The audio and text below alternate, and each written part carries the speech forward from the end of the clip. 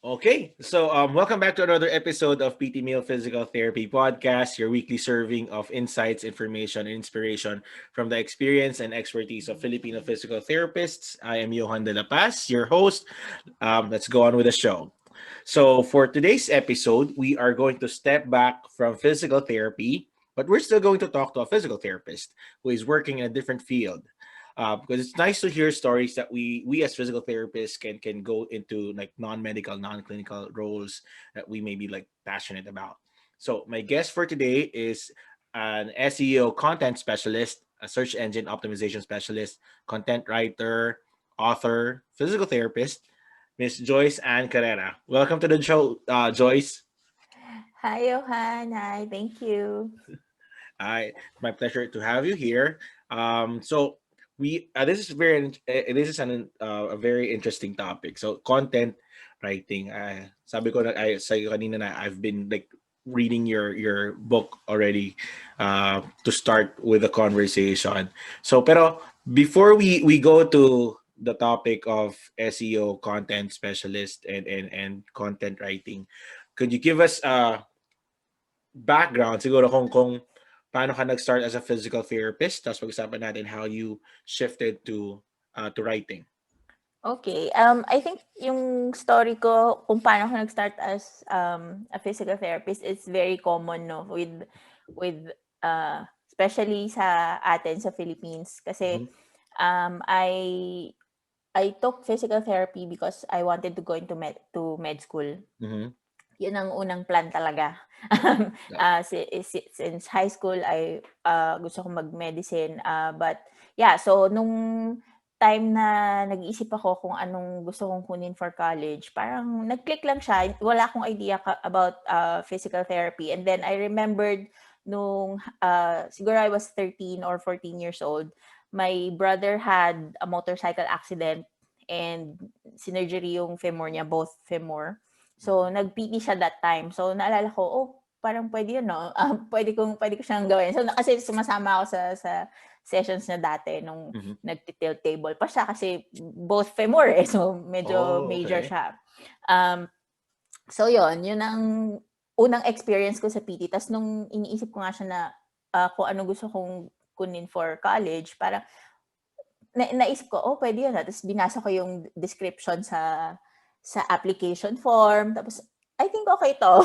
so, so ganun lang siya sa akin. Sabi ko, feeling ko pwede ko siyang gawing pre-med course. Mhm. Yun talaga yung idea ko. So, actually, yun lang talaga. Yun lang talaga yung reason ko bakit ko kinuha yung PT. And then, eventually, syempre, nung nandun na ako sa PT program, I really fell in love with it. As in, parang dumating nga sa point na ayoko na mag-med. Gusto ko yung PT practice. Lalo na nung internship, parang, kasi syempre doon ka na-expose talaga, no, kung ano talaga yung ginagawa ng PT. Parang, yun ang inaano ko na, parang nagdalawang isip na ako, mag-med ako. Tapos, parang naisip ng parents ko, di wag ka na mag-med kasi wala na tayong pera. kaya, kaya okay. Kaya hindi ko na rin parang nawala na, ewan ko, siguro nawala na rin sa isip ko na gusto kong mag-doktor. So parang, tinuloy ko na lang, sige, tapusin ko yung PT. Mhm. Tapos magpa-practice na lang ako. So, Mhm. yun, ganun yung story ko. So, hindi ko na rin siya, parang eventually, hindi ko na rin siya naisip na parang stepping stone to become a To med. doctor. Mhm. Kasi I really, parang yung picture ng practice, parang, oh, ang galing, parang na-amaze din ako doon sa practice habang na-expose ako sa kanya. So, Mhm. yun ang story ko. So, ang pinaka-ano talaga is yung gusto ko siyang gawing pre-med course, and then since meron akong idea, since nga yung brother ko, yung older brother ko, nakita ko siya nag-PPT before, parang Mhm. yun yung naging push ko na, oh, sige, try ko nga to. Mhm. Ganon. Mm. Okay. Oo nga, very very common story nga siya na Oo. ginagawang pre-med course Mm-mm. ng PT. So paano ka naman na shift into writing? Because you said in your book early when I was reading it na you started as a freelance writer. So how did that process Mm-mm. go from physical therapist shifting to writing? Kasi mahilig talaga ako magsulat. Mhm. since high school, part ng school newsletter, gano'n. Mhm. Tapos, nung college, nagbablog ako ng personal lang, mga journal type. Tapos, nung sabi ko, gusto ko na mag-work from home. So, Mhm. parang yun yung unang skill na sabi ko, baka pwede akong magsulat for other people. Right. So, nagtry lang ako na mag-apply sa mga content sa mga job boards, tapos Mhm. naghahanap sila ng writer, gano'n. Mhm. Pero initially, ang mga interesado talaga akong sulatin is medical related pa rin. Kasi Ah. inisip ko parang for the past 5 years or so before ako nag-freelance, um, ang mga sinusulat ko is thesis, Mm. course objectives, yung mga Right, right. gano'n. So, Oo. so very, gusto ko sana related pa rin doon. Kasi Mm. yun yung alam ko eh, Oo. yun yung ginagawa ko for the past 5 years. So, nagkaroon din ako, yung mga unang clients ko, mga local businesses. Meron din akong client for a while na physical therapist din siya. Tapos gusto niya maggawa ng e-commerce ng online store for PT tools like Mhm. iba-iba mga machines, Mhm. pati yung mga wheelchair, mga ganon, Okey. iba-ibang products. Although hindi nag-flourish yung business na yon, pero nagsulat ako sa kanya ng mga product descriptions, ng Mhm. mga yung content ng website niya, mga about us page, mga Mhm. ganon. So yun yung mga ginawa ko initially. Tas nag-ano rin ako, academic writer. So, yung nagsusulat ng mga assignments, ng mga essay assignments for grad school students. May Oo. ganon. May gano'n pala? So, yun yung, Hindi ko alam 'yun. oo, kasi sinasabi ko, pwede pala magpagawa eh, no? Magagawa. Mahirap ako. Oo. May ganon. So, isa din yun sa mga unang projects ko na, naalala ko yung isang topic na sinulat ko is about concentration camps ng World War II, gano'n. May mga gano'n. So, may mga Ah. certain questions. Mhm. Tapos, yun, magsusulat ka ng essay about that. Siguro 500 word or 1,000 word essay, gano'n. Uh-huh. Yun. So, yun yung mga initial na, no? So, talagang gusto ko sana academic pa rin and Mhm. medical related pa rin. Uh-huh. Um, Tapos ang nangyari kasi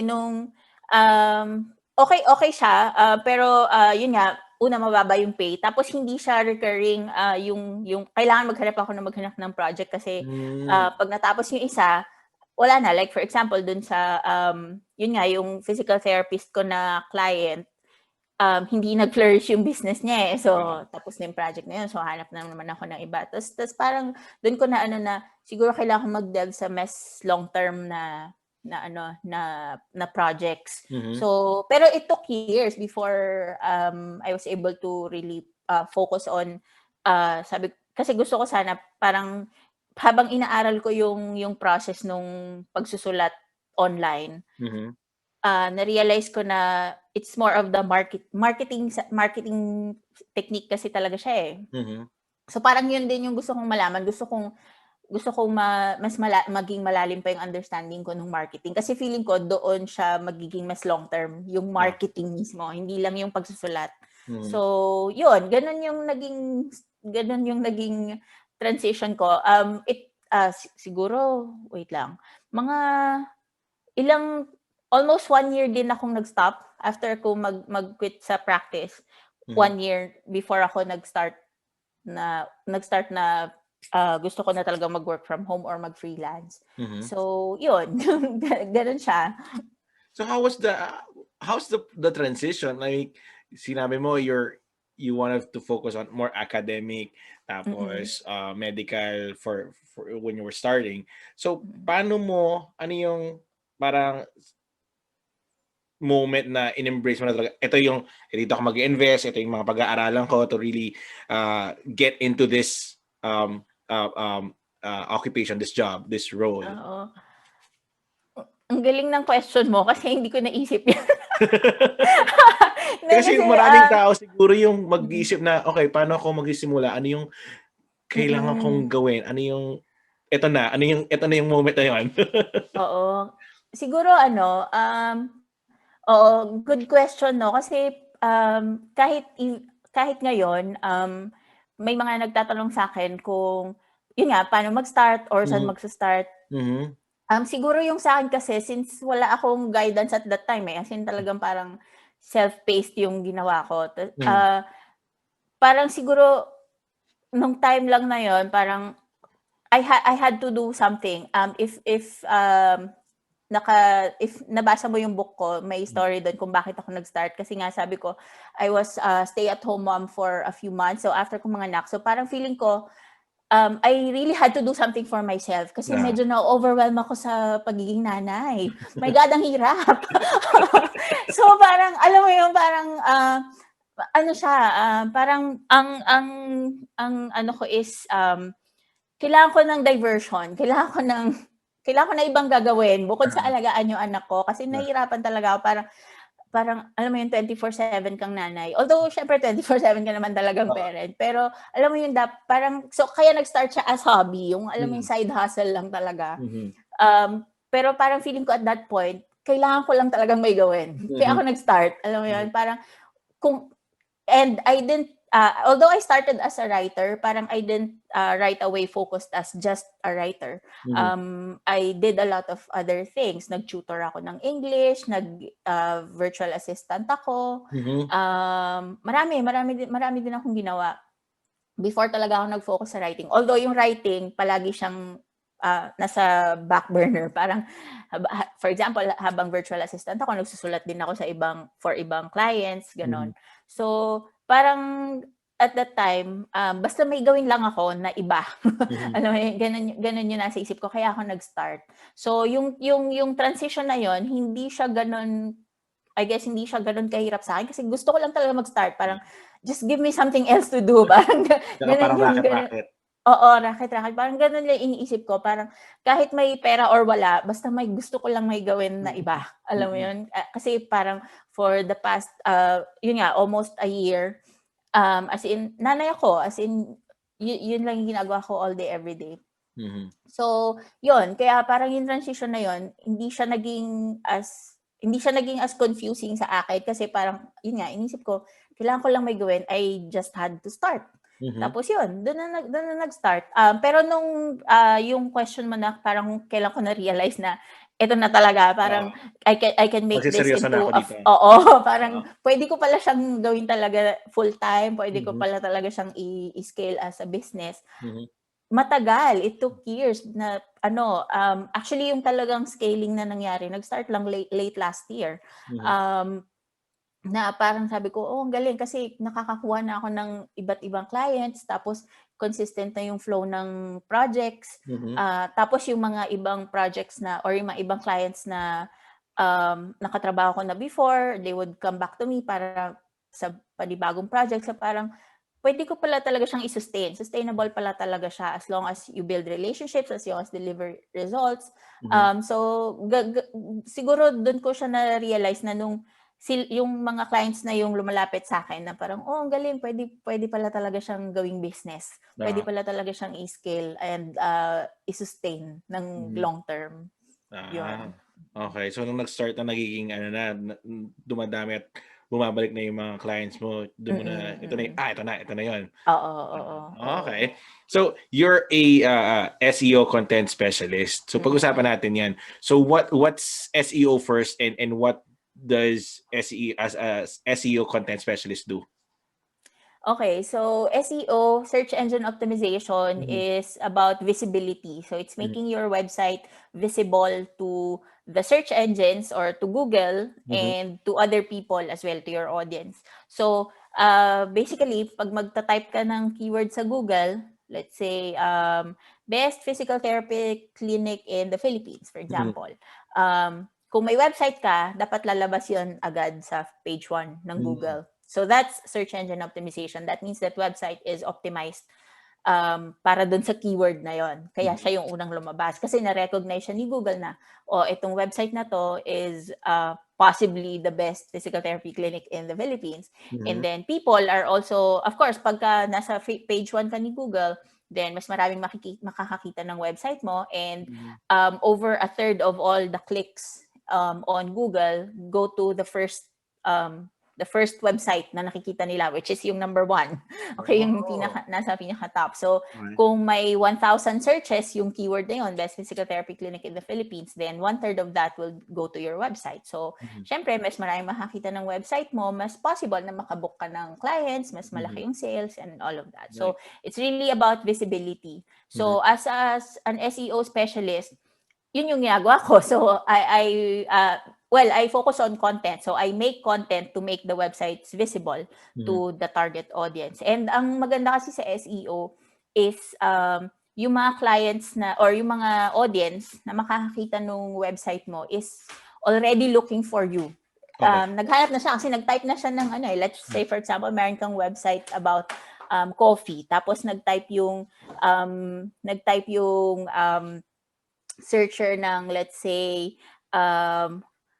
how to make latte at home. So naghahanap na talaga siya ng DIY latte and nagkataon na meron kang article about that. So warm lead na siya agad. So kung may binebenta ka or kung may service ka na ino-offer sa website mo, na siya, madali na siyang i-convert, madali na siyang i-convince na ito yung basahin mo, ito yung bilhin mo or kung ano man. So yun.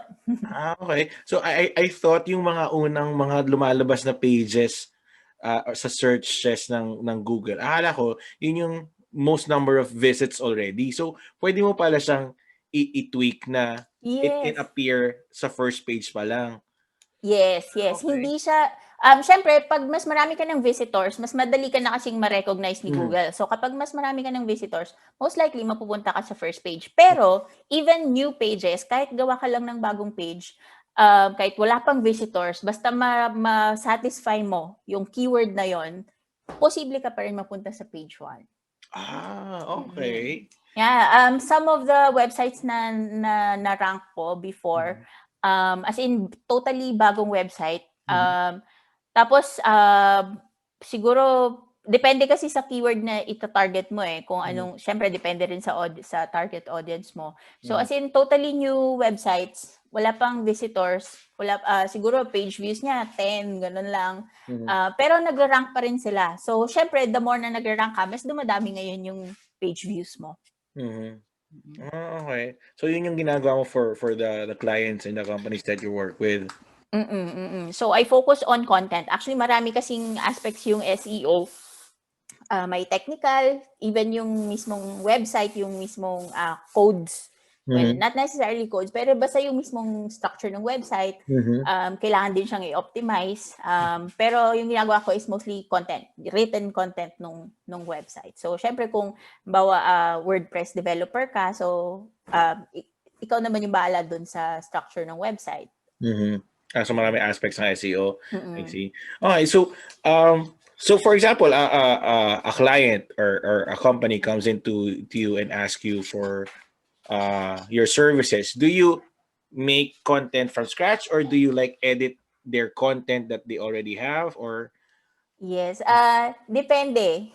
Depende. May mga clients na may existing website na sila pero hindi, let's say yung mga articles nila or yung mga pages nila hindi nagra-rank. So in that case, I'll have to audit the existing content and then update it from there. So i-edit ko yung existing nila na content para i-optimize siya para may possibility na mag-rank. Meron din naman na as in from scratch, totally, let's say may website sila pero wala pa talagang laman. So pag ganon, syempre ako yung gagawa ng content mismo. But either way, the process will be the same kasi talaga ang mangyari is research ka muna ng keywords and then titingnan mo muna yung competitors kung ano yung mga sinusulat nila or kung ano yung mga content na nilalagay nila. And from there, doon mo siya tatrabahuhin. So, parehas, depende talaga sa goal ng kliyente and depende kung nasang phase na sila. So, pero ang maganda kasi sa SEO din is that even if you have, let's say, existing content, may blog ka from 10 years back, tapos in-edit mo siya, in-update mo siya, in-optimize mo siya ngayon. Okay? So, pwede siyang mag-rank and then ideally, dapat magpa-publish ka pa rin ng bagong content, newly written content. Kasi si Google, mas pine-prefer niya yung websites na regularly na-update. Kapag hindi mo na Ah, siya na-update yung website for, let's say, few years or ano na, parang considered dormant na yung website mo. uh-huh. So, kailangan palagi mo pa rin siyang i-update, pa-publish ka pa rin ng bagong content. So kaya makikita mo sa ibang mga blogs or websites na nakikita may update yung kada Mm. kada article nila may update kahit na Oo, let's say, 2017 pa yung article. yes, oo, ganun yun. Mhm. So in optimizing like a content, are you just putting words like doing the keywords or mayroon pang ibang ano?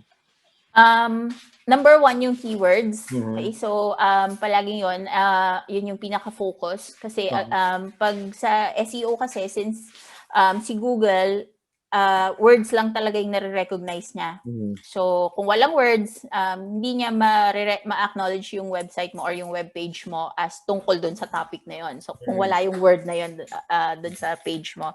But there's also content assets, yung mga images. So nag-optimize ka rin ng images. And then yung I think ang pinaka-important would be yung structure ng content Mhm. apart from the keywords. So Mhm. yung structure ng content, that means kung ano mismo yung laman ng content. So research very important sa content optimization kasi what you want is to answer the question of the searcher eh. So kung let's say the someone types in best physical therapy clinic in the Philippines, gusto mo ibigay dun sa reader na yon, ito yung best physical therapy clinic in the Philippines kasi ganon. So Uh, depende yung research talaga will play a big part on that. So keywords, tapos yung actual content, the outline of the content, and then content assets, yon images, videos, nag-optimize ka rin nun, and then yung readability also nung content. So mhm. it will matter kung paano mo siya i-format, ay Mhm. kung paano mo even yung construction ng sentence, Mhm. kung paano mo siya yung paano yung wording mo kasi Mhm. again it will all depend on your target audience. Uh-huh. Yun, so basically yun ang pinaka bulk ng content optimization for SEO. I see, I see. So, na-mention mo kanina, like, for example, a physical therapy clinic has a Mm-mm. website and gusto nilang i-optimize yung website nila so that people would see them first. Ganon. So, yung so they come to you to do that. Ano yung mga tinitingnan mo, like siguro some points that you really like look at in a website to see ano yung pwedeng mga i-tweak. Okay, so marami. Oo nga. Marami Siguro mga talaga ano yung like mga top na laging ito yung titignan mo? okay. When let's say for example, may bagong client tapos gagawa ko ng recommendations. Mhm. Pag chine-check ko muna yung website nila, ang unang tumatatak sa akin talaga is yung loading speed ng website. May ganun. Kasi may mga iba kasi na ang heavy ng mga images, ang heavy ng mga laman ng website. So pagka niload mo yung website, ang tagal bago mo makita yung content, Oo, ang totoo. tagal bago mag-load lahat, 'di ba? So as a user, kasi from a user experience perspective, hindi siya nakakatuwa. So, Totoo.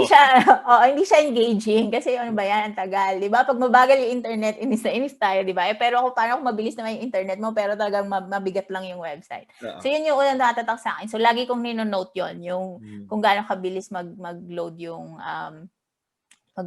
website. Mhm. Although from a content specialist perspective, Mhm. hindi ko siya trabaho na i-optimize yung page speed, pero parang overall SEO practice, Mhm. kailangan naka-optimize din siya. Mhm. Tapos, number 2 would be the quality of the content. Kasi ang dami talaga madami talagang written content, maraming blog sites na ang papangit talaga ng content. Yung hindi naman I mean, pangit in a way na ang hirap basahin or hindi maganda yung pagkaka-organize ng thoughts. Alam mo yun, parang even nga Wikipedia, lagi ko sinasabi, even Wikipedia, hindi naman top-notch yung content ng Wikipedia eh. Pero di ba nagra-rank sila because, syempre, Wikipedia, big website yan. So talaga nandyan na talaga sila. Pero yung quality ng content, again, from a user experience perspective, parang doon kasi parang doon mo masusukat kung gaano katagal mo maka-capture yung audience eh. Kung meron kang content na gusto ipabasa sa certain type of audience pero yung pagkasulat mo is hindi naman written for them or 'di ba? Parang paano mo sila mapapastay doon sa website mo, which is yun din yung goal ng SEO. Hindi lang i-click yung website pero gusto ni Google na i-consume ng tao ko ano yung meron sa website mo. So the longer they stay on your website, the better. So, yun, page speed, content quality, ano pa ba? Yun, actually yun ang pinakamalaki na naisip ko ngayon kasi yung iba medyo technical na eh. Medyo on the back end na siya ng ano, pero yun, from a user perspective yun ang page speed tsaka quality ng content. Tama. Kaya nga I think yung ibang mga website ngayon mas simple, mas maganda na ito yung homepage tapos ito na yung menu. Tapos yun na. Tapos kukunti lang yung mga paragraphs para isang basahan lang tapos na eh. Makes sense. Unlike mga 15 years ago, 'di ba? May mga flashing text, may mga uso pa yung mga 'di ba? Ganun yun eh. Yeah, 'di ba? That makes sense. Kaya pag ngayon talaga parang the lighter your website is, yung parang the simpler and easier for the reader. Mas okay siya. Oo, na tipong parang scroll down lang, tapos ayun na lahat. Tapos next page, ito na lahat. Yes. Oo nga, makes sense nga. Lalo na if you're like for example, a physical therapist and you wanna have a website na ganun, you wanna engage your searchers, pwede nga na. So, you've been in this industry how many years na? 4 4 years. years. Almost 5.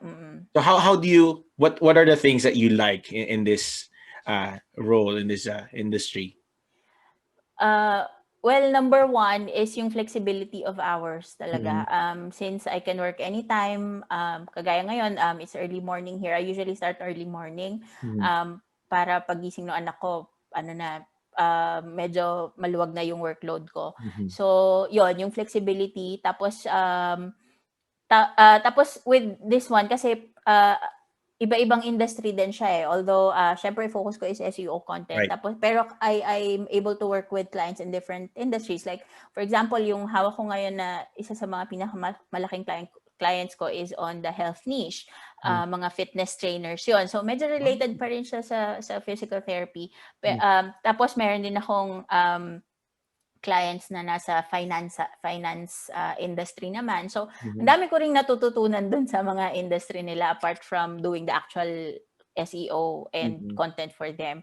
So, yun, ang daming learning talaga, ang daming mga bagong bagay na natututunan.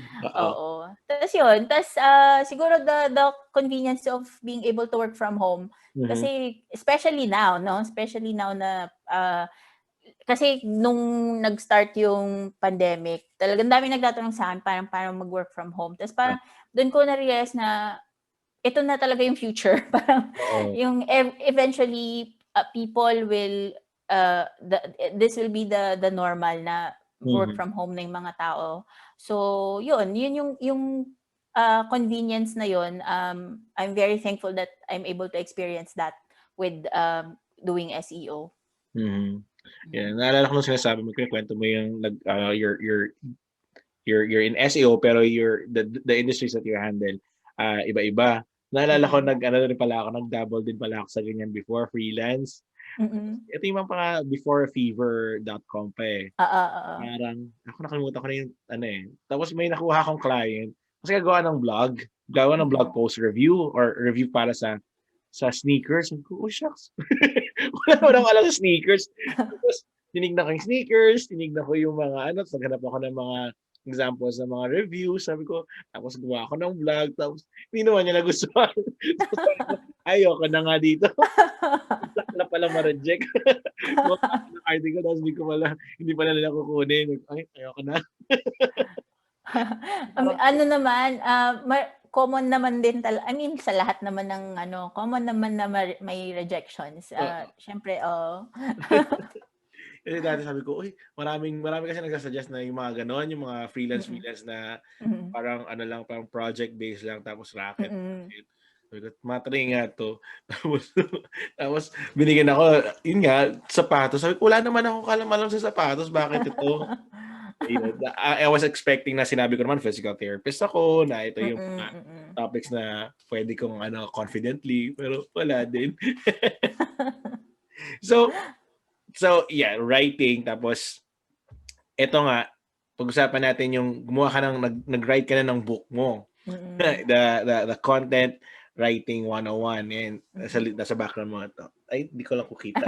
Yan. Ayan. Sa Kindle. Nabasa ko siya kanina. So ano naman ang what made you to decide naman to write this book? Okay, I've always wanted to write a book, Mm. kahit nung bata pa ako. Kasi nga nagsusulat-sulat ako talaga, Oo. since Oo. bata ako. So, parang ano talaga siya, dream. Pero, hindi ko kasi parang 'pag sinabi mo, author, parang ang laking bagay, 'di ba? Parang, Mm.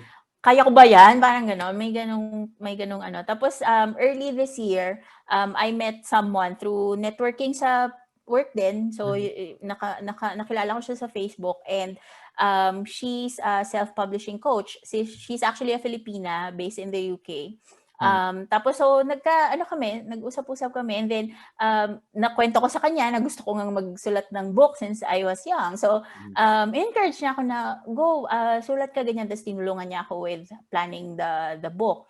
Mm. And then about March nung nag-start na yung lockdown, parang doon na ang dami na ngang nagme-message sa akin na para ba mag-work from home, parang saan ka nakakakuha ng clients, ganun ganon. So parang doon nabuo sa isip ko na baka kailangan ko talagang gumawa ng guide ng guide para matulungan yung mga tao na kasi nga sobrang clueless yung iba eh. Kasi Mm. even naman ako nung nagsa-start ako, talagang clueless din naman ako. Pero yun nga, parang doon ko na parang I think this is the right time to create something na pwedeng magamit talaga ng maraming tao. Mm.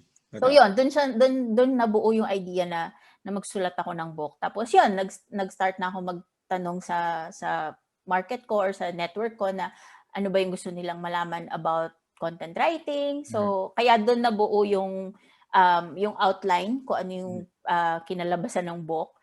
And then yun na, na yun, surprisingly yung book na yan, Content Writing 101, natapos ko siya sulatin in parang 1 month, buong 1 month Wow! lang. Pero yung publishing process, inabot din ng more than 1 month. Ah, So yun yung mas matagal, yung siguro kasi yung writing mismo mm. nung libro, since nga alam ko na kung ano yung susulat ko eh, kasi Mm. natanong ko na yung mga tao, ano bang Ah, gusto niyong malaman. Tapos, oo. syempre, based din sa practice ko, based din sa Mm. ginagawa ko. So, parang medyo kabisado ko siya. Susulatin ko lang, ito na yung mga tips ko, ganyan na. Oo. Pero yung publishing, yun yung mas matrabaho pala talaga. So, Mm. yun yung mas matagal. Kaya, September ko lang siya na-launch. Oo. Kaya, kasi doon ako nagtagal sa publishing. Oo. Okay. So, nung binabasa ko siya, natutuwa ako kasi ang dali niyang basahin, Mm-mm. na very siya, conversational, na parang kausap mo ako, tapos nung nabasa ko tapos sabi ko, "Ano ba yung ganyan, ganyan?" Tapos nasa susunod na pala yung sagot. Sinagot na niya agad. Tapos merong you really intended yung book, in writing the book para dun sa magbabasa na Mm-mm. nandun naman yung sa principle sa sinulat mo. Sabi ko, ay, Oo. she's practicing what she's writing here. Sabi ko, ang galing naman ha. Tapos yung mga, natuwa ako doon sa sinabi mo na, ano yan, yung before content is king, pero you said like it's the readers are Mm-mm. the king. Tapos, what else? Kasi before, yung blogs are sikat, like people are writing to express, di ba? Mm-mm. Hindi nila iniisip kung sino reader nila. Pero when you said here na, uh, write to impress your readers. Tapos, Mm. finalo up mo naman, impress doesn't mean na alam mo na lahat. Mm. Nakakatawa. So parang may explanation din talaga. Nakakatawa. So yung book is intended for who? Sino yung target audience mo for dito? Oo, nung sinusulat ko siya, ang gusto ko talagang, parang ang target audience ko talaga are yung, mga aspiring writers. So yung Mhm. mga gustong magsulat pero nga clueless kung saan magsa-start, Mhm. and also, moms who are looking to work from home. Kasi Mhm.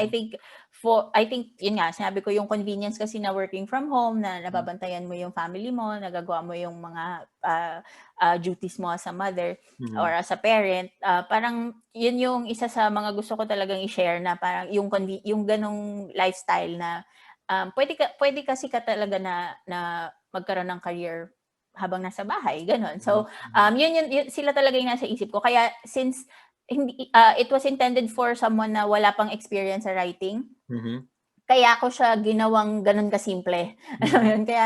Kaya yung pagkasulat ko sa kanya is I want something na digestible, na hindi malilito yung magbabasa or hindi Mhm. sila magtatanong na, "Ano 'to, ano 'to, ano 'to?" Gano'n. Oo. So, yun, yun Oo. gano'n siya, gano'n yung objective ko sa kanya. Nakakatawa, very very digestible na Mm. parang kausap lang kita nung when I'm reading it, and yun nga, and it's really packed with tips na eto, very like itemized. Tapos Mm. alam mo na, ito yung kailangan i-highlight, ito na yun, ito yung kailangan tandaan. And I also love na may action part na pwede kang you get to practice kung ano yung Mm. nandun sa chapter na yun. Sabi ko, okay, pwede ka mag-practice, nakakatawa. Mm.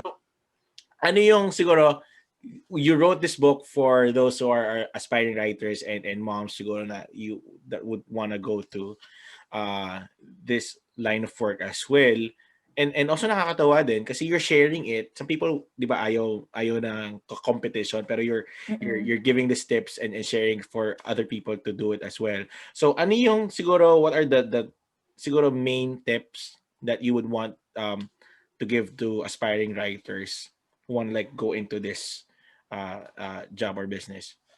Okay, so ang biggest tip talaga na puwede ko ibigay is to just start. Start somewhere, Mm-hmm. okey? Kasi I think yun ang pinaka-ano, parang dun sila naho-hold back na parang kasi nga hindi nila alam kung saan sila magsa-start. So parang yun nga, hindi sila nagsa-start. Parang kaya kasi ako, yun nga, yung kwento ko kanina na parang I just had to do something for myself, kaya napilitan akong magsimula, alam mo yun? Parang pero dahil nag-start ako, doon siya nagtuloy-tuloy. So parang kasi kung hindi ko naman siya triny, wala din namang mangyayari, 'di ba? So parang yun yung lagi ko sinasabi sa mga ano, so just try to do something. Kaya yung isa sa mga dun sa isang chapter, siguro wala ka pa dun sa part na gagawa ng portfolio. Wala pa.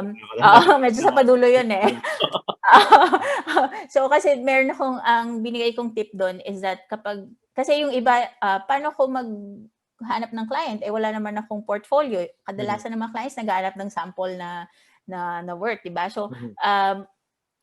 ang isang tip ko diyan is to just write something na Mhm. interesado ka, kahit not necessarily for a client, not necessarily for ranking, basta magsulat ka lang. Mhm. Kasi, dun talaga siya, kasi once na simulan mo siya and once na parang na-experience mo kung ano yung feel na magsusulat ka talaga, ano siya, it can trigger your adrenaline para ituloy siya. 'Di Oo. ba? Kasi kung hindi ka naman talaga magsa-start, wala din namang mangyayari. So, no matter how talented you are in writing, kahit na may experience ka na sa writing, let's say sa school or kung ano man, pero kung hindi mo siya ita-try, wala. Mhm. So, that's my biggest advice, to just start. Mhm. Kasi yun nga, minsan nagpo-procrastinate tayo na, kailangan matutunan ko muna lahat ng mga principles bago ako makakuha ng clients. Kailangan alam mo yun, gano'n gano'n yung ano natin, na wala pa akong idea, kung paano gawin, kaya I-research hindi ko ko muna, muna siya, gano'n. oo. Pero in reality, actually sa most service-based business like, hindi lang content writing, halimbawa, graphic design or kung ano mang, service yung ino-offer mo, pwede mo siyang i-offer even if wala kang previous experience. Magpa-practice ka lang on your own. Parang gagawa ko lang on your own. So, hindi siya unlike PT na kailangan mo talagang aralin. Alam Oo. mo yun? License ka muna bago ka ano. License ka muna bago ka mag-practice. And even then naman, kung may lisensya ka na, wala ka pa rin namang experience sa actual clinic. So, kailangan mo rin mag-start, di ba? So, ganun yung palagi kong sinasabi na magsimula ka lang somewhere. Meron akong fina-follow na No Zero Day. So, may content ka na gustong sulatin, kailangan everyday may kailangan no zero day. Kailangan hindi lalagpas yung isang araw na wala kang susulatin about that topic na gusto mong isulat. Even if isang sentence lang yan or wag naman isang word, pero sige, pwede na rin kasi no zero day pa rin yon.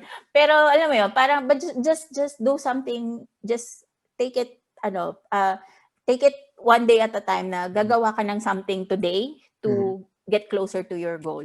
Parang ganon. Ano yun? Nosy? No zero day. No zero. Walang zero. No zero. Oo, parang no empty day. Akala ko nosy as in like pakialamerong nosy. Hindi. No zero day. No zero day. Okay. Oo. Na may sinusulat ka. Okay, magandang practice nga yan. Kahit naman sa I think hindi lang siya sa pagsusulat, no? Kahit anong gusto mong gawin, basta no zero day lang. So, every day that may gagawin ka lang towards that goal. Right. And siguro ang tip ko din, check out nyo yung content writing 101 ni Joice Carrera. Kasi ang daming tips even yung how to write, meron kang tips ano yung mga guidelines mo in starting. So check the book out. Meron siyang hard copy, di ba? Pwedeng hard copy. May print copy sa Amazon din. All right. Check it out sa Amazon. Ayun, nag-ano siya. Nag-respond yung Kindle ko sa Amazon. So, and you also, aside from the book that you made, you also share what you know in your Facebook group. So, ano naman, para saan naman tong Facebook group? Ano namang avenue ito? Okay, yung Facebook group, same objective yung pag-start ko ng Facebook group eh. Gusto ko i-share kung ano yung mga experiences ko, ganyan. Tapos hindi ko din in-expect na actually nag-start nauna yung Facebook group before ko sinulat yung book, before ko natapos yung book. So parang nung ginawa ko yung Facebook group, yun yung gusto ko din na mangyari na magturo ng sa mga aspiring writers para kung paano sila makakapagsulat or paano sila offer ng SEO service. So, yun. Actually, ganun din. Tapos, hindi ko rin in-expect na nag-grow din yung Facebook group. Tapos, since nagsulat nga ako ng libro, so, shinare ko din dun sa Facebook group yung libro. Tapos, yun na. Parang dun na siya nag-start na, okay, ang galing pa. Marami pala talagang interested, parang gano'n. May market pala talaga for this. So, yun very simple lang yung objective ko sa Facebook group is really to reach out and teach aspiring writers para kung gusto nila na mag-offer ng content service na focused sa SEO. And you also have lives there every Friday. Thursday ngayon. Oo. Thursday night. Initially every Friday, pero recently nagbago ako ng schedule. Thursday night na. Ayun, so kung yung mga nakikinig na you wanna start somewhere, go check the Facebook group out. It's Dominate Google, tama ba? Yes. Get paid to write rankable and profitable content. And check out also Joice's book, Content Writing 101. Ang daming matututunan. Halfway pa lang ako pero ang dami ko nang in-highlight doon. So, na pwede talaga magamit. Very digestible and very easy to understand. At kung you're wondering where to start, I would suggest start there. So, So, thank you for sharing your experience with us, and nakakatuwa na you really came up with this and wanted to share what you know and what you have experienced to everyone else na want to go into that like practice or job. So I just have my last 3 bites before we end this conversation. So um, you've been in this industry like for 4 years now, right? And Mm-mm. you're loving it, I assume, because Mm-mm. you have the book now. That was you're still continuing doing it. So what would you say to people who feel bad na thinking na ayokong iwan yung um, napag-aralan ko na for 4 years just to follow what I like doing? What would you say Mm-mm. to those people? Actually okay lang naman kasi I'm not the one to actually just kagabi Mhm. meron nagtanong sa akin parang kung magre-resign na daw ba siya kasi graphic designer naman Ah, siya. So parang nasa-stress na although hindi siya PT related pero yun ah, nasa-stress na daw siya sa work ganyan ah, and then she wants to pursue graphic design full time. ah, Parang hindi kasi ako parang for me hindi ako nag-a-advise na mag-quit ka na, ah, follow your passion, ah, ganyan. ah, Hindi ako gano'n. ah, Parang kung it really depends on your long-term goal. right. Kasi like for me, when I started freelancing, yun nga, nag-start siya as side hustle. Tapos parang eventually, na-realize ko na parang yung long-term goal, pwede ka pala talaga magkaroon ng career from home. So, Mhm, kaya ko siya hinasel, alam mo yun? Kaya ko siya tinuloy-tuloy. mhm, So really it really depends on your long-term goal. Ang maganda kasi kapag meron kang let's say syempre if you are a physical therapist and you're practicing mhm, is that syempre napa-practice mo yung pinag-aralan mo. mhm, But and also nafa-finance niya kung ano man yung passion mo. ah, So habang kumikita ka as a PT, pwede ka naman gumawa ng something na you truly enjoy. Kung gusto mo mhm, magsulat or gusto mo kung ano man, graphic design or mhm, whatever your passion is. right. So I think you start from there and really assess kung saan mo nakikita yung sarili mo 5 to 10 years from now. Mhm, Kasi um, parang kung hindi naman mag-a-align yung goal mo dun sa kung ano yung gusto mong gawin ngayon, mhm, parang it wouldn't make sense to just quit and just focus on this one or let's say gawin parehas ng magkasabay pero stress na stress ka naman, 'di tama. ba? Parang gano'n, hindi naman siya hindi naman it wouldn't make sense na Oo kung nga. gusto mo it will always depend on your long-term goal. Mhm, So, yun, siguro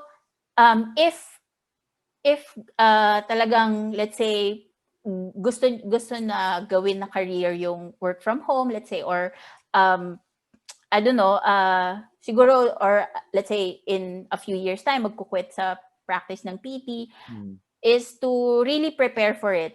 Make sure na financially stable ka kasi hindi naman din ganun kabilis yung um, turn around ng investment pagka mag-work from home ka kasi there's competition of course and then there's people na more experienced than you so talaga magsa-start ka from scratch. right. So yun, really be prepared for it and yun nga i-assess mo din yung goal mo kung ano yung gusto mo mangyari sa buhay mo Oo. after a few years kasi doon magbe-base parang yun nga anuhin mo na parang kung ano yung goal mo na long term. Mhm, Parang yun yung i-workout mo ngayon, mhm. starting today and then you do something every day that would bring you closer to that. Oo nga. So, yun. Zero day. No zero day. Oo, no zero day. Tsaka going back to sa sinabi ko kanina, start somewhere. You gotta start Mm, somewhere na if mm, you have a full-time job now and you want to dabble on your passion, start small. Tignan mo kung if that would be mm. like viable. Tama. Yes, Mm. yes. Mm. So, second question is, what is something that you recently read that you think is worth sharing? Okay, so actually hindi masyadong recent pero early this year, Mhm, binasa ko yung The Compound Effect by Darren Hardy.